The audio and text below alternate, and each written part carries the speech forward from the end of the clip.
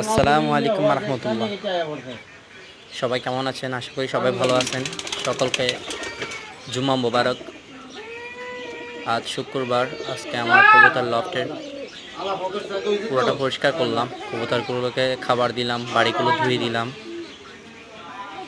আর আমার কিংকেও ছেড়ে দিছি আজকে। ও কত সুন্দর হাঁটতেছে, ঘুরতেছে,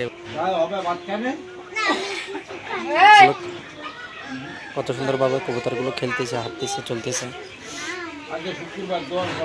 আর আমার মাশাআল্লাহ আল্লাহ দিলে কবুতর সবগুলো সব কবুতরে ডিম বাচ্চা করছে। প্রত্যেকটা দেখেন দুইটা দুইটা করে ডিম। এখানে উপরে দুইটা কিংয়ের উপর ডিম, দুটোটা কিংয়ের ডিম।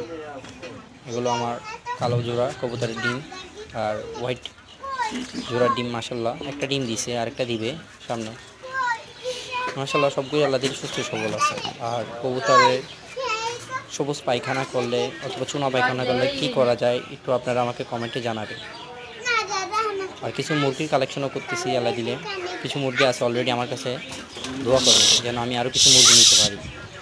কিছু ভালো জাতের ডিম বাচ্চা করে ভালো এরকম জাতের কিছু মুরগি আমাকে সাজেস্ট করবেন আপনারা কমেন্টের মাধ্যমে।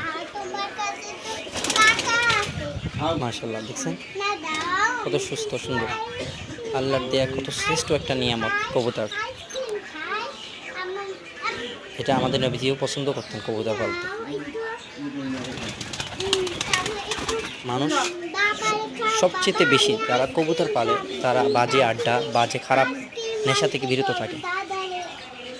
তাই আমি সকলকে বলি পশু পাখি পালবেন, পশু পাখিকে ভালোবাসবেন, তাহলে দেখবেন বাজে অভ্যাস, খারাপ অভ্যাস থেকে বিরত থাকবেন। এ বলি আমার ভিডিওতে সমাপ্ত করতেছি। সকলকে আসসালামু আলাইকুম রহমতুল্লাহ। আর পরবর্তী ভিডিওর জন্য আমার লাইক অ্যান্ড কমেন্ট করে